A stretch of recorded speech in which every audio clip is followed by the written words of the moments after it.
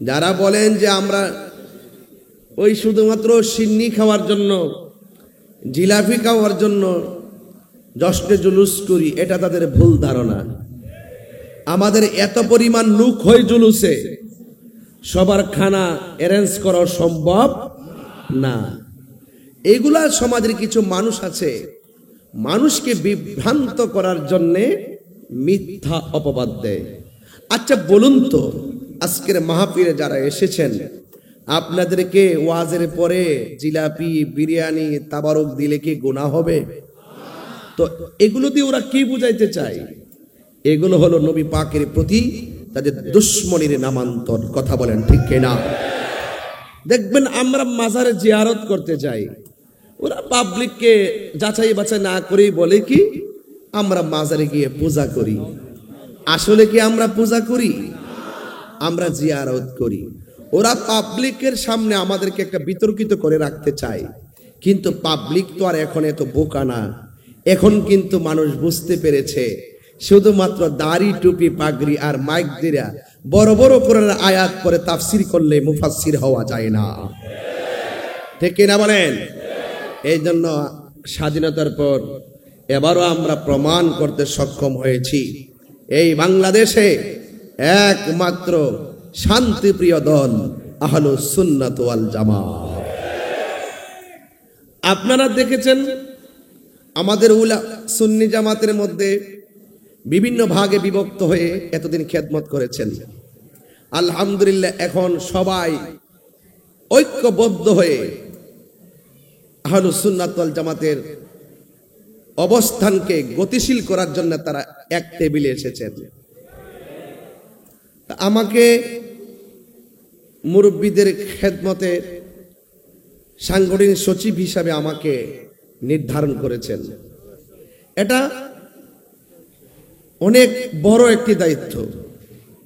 আপনারা শুধুমাত্র দোয়া করবেন যেন আপনাদেরকে নিয়ে এমন একটি প্ল্যাটফর্ম এই বাংলাদেশে আমরা গঠন করতে চাই, বাংলাদেশের রাষ্ট্র ব্যবস্থা যেন বুঝতে সক্ষম হয় এই দেশের কোন সিদ্ধান্ত নিতে গেলে আহলুস সুন্নাত ওয়াল জামাত ছাড়া সিদ্ধান্ত নেওয়া যাবে না। হাত তুলে বলেন ঠিক কি না বলেন? এই দেশে 65% সুন্নি মুসলমান, সুন্নি মুসলমানদেরকে বাদ দিয়ে এই দেশে কখনো শান্তির সিদ্ধান্ত আসতে পারে না। এই দেশে কখনো কোন ধরনের রাষ্ট্রীয় সিদ্ধান্ত আসতে পারে না। হাত তুলে বলেন ঠিক কি না বলেন?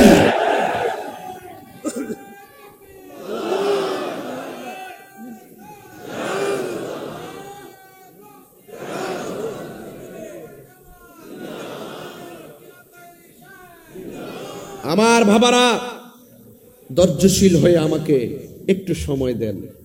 আমি উদ্বোধক সাহেবকে বলছি, এই এলাকায় 100% সুন্নি, সুন্নি কিনা কোন কেন?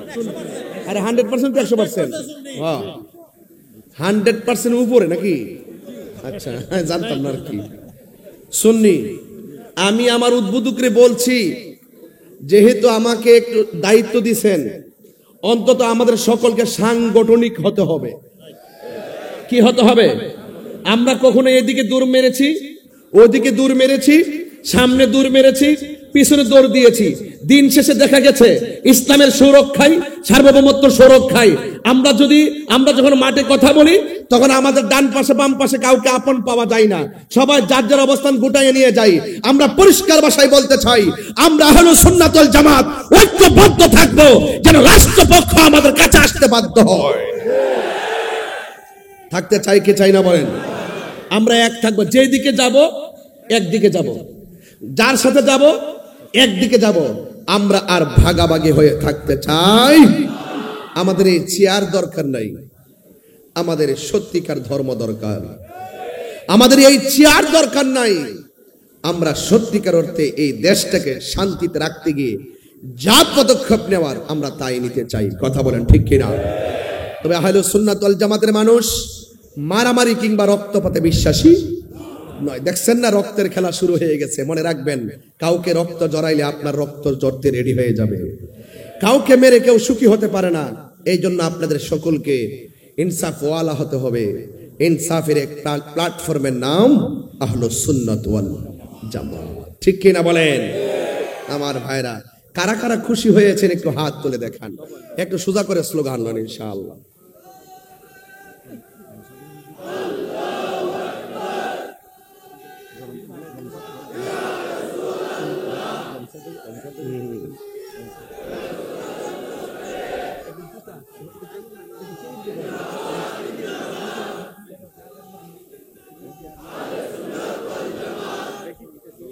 আলহামদুলিল্লাহ বলেন। আমার মনে হয় ওয়াজের শুরুতে একটু বেশি চিৎকার দিয়ে মুরব্বীদেরকে বিব্রত করেছি, আমি একটু চিৎকার দিয়ে মুরব্বীদেরকে কষ্ট দিয়েছি, আমাকে ক্ষমা করবেন। তবে পবিত্র জশ্নে ঈদে মিলাদুন নবী সাল্লাল্লাহু আলাইহি ওয়াসাল্লাম সারা দেশব্যাপী বিশ্বব্যাপী আলোচনা চলছে। আজকেও যদি নবীর শুভ আগমনের আলোচনায় তুলি, আপনারা কি কষ্ট পাবেন? দুঃখ হবে? বলুন। নিয়ামত পেলে আনন্দ করার কথা বলেছেন কে? গভীর মনোযোগ। আমি বেশি চিৎকার মেরে আপনাদেরকে বিরক্ত করব না গো।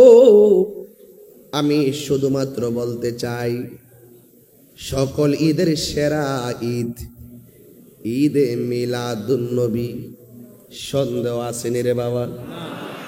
নবীর শুভ আগমন যদি এই পৃথিবীর মধ্যে না হতো, কোরআন হতো না, লাইলাতুল কদর হতো না। নবীর শুভ আগমন যদি না হতো, ঈদুল ফিতর হতো না, ঈদুল আজহা হতো না। নবীর শুভ আগমন যদি না হতো, ঈদুল জুমা হতো না, ঈদুল আরাফা হতো না। এক পাল্লি মে ওই ঈদ হো, এক পাল্লার মধ্যে সেই ঈদগুলা রেখে দেন, আর এক পাল্লার মধ্যে নবীর শুভ আগমনের রাতকে রেখে দেন, দেখবেন সকল ঈদের সেরা ঈদ আমার নবীর শুভ আগমনের দিন। কথা বলেন ঠিক কিনা?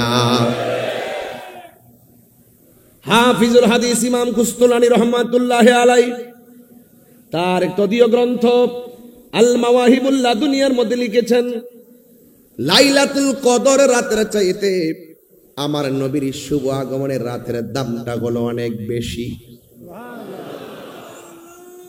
এখন বলবেন হুজুর, লাইলাতুল কদর রাত্রে বান্দা ইবাদত করলে 1000 মাসের চাইতে আরো উত্তম, কিন্তু নবীর শুভ আগমনের রাতটা এত মর্যাদাবান কেন? এই যে এত 1000 মাস থেকে উত্তম, এটা শুধুমাত্র উম্মতি মুহাম্মদের জন্য খাস। আমার আল্লাহ দয়া কইরা ইহসান কইরা উম্মতে মুহাম্মদীকে লাইলাতুল কদর দান করেছেন।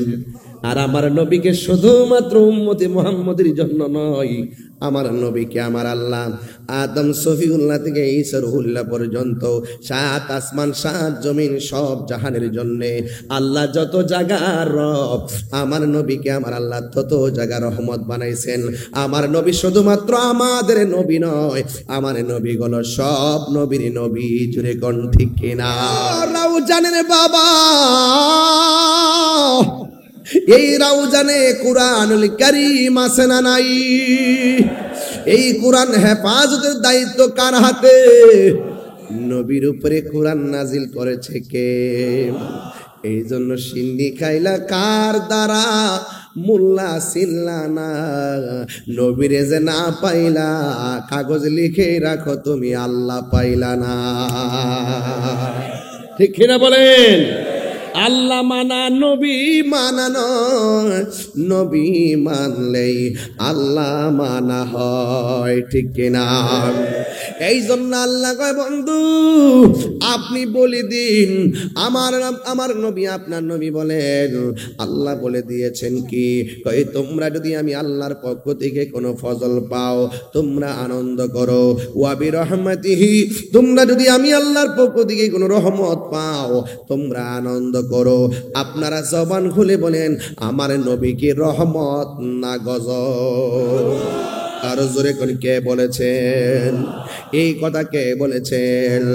ওয়ামা আরসালনাকা ইল্লা রাহমাতাল লিল আলামিন। এটা একটু ধরে রাখেন, মিলাদের একটু মিলাদ বুঝবেন। ওয়ামা আরসালনাকা ইল্লা রাহমাতাল লিল আলামিন, তাইলে আপনি মিলাদ বুঝবেন। কদ জাআকুম মিনাল্লাহি নূরু ওয়া কিতাবুম মুবিন, তাইলে আপনি মিলাদ বুঝবেন। ইয়াসিন তাহা কাফ হা ইয়া আইন সাদ ইয়া আইয়ুহাল মুজাম্মিল ওয়া মুদ্দাসসির, তাইলে নবীর মিলাদ বুঝবেন।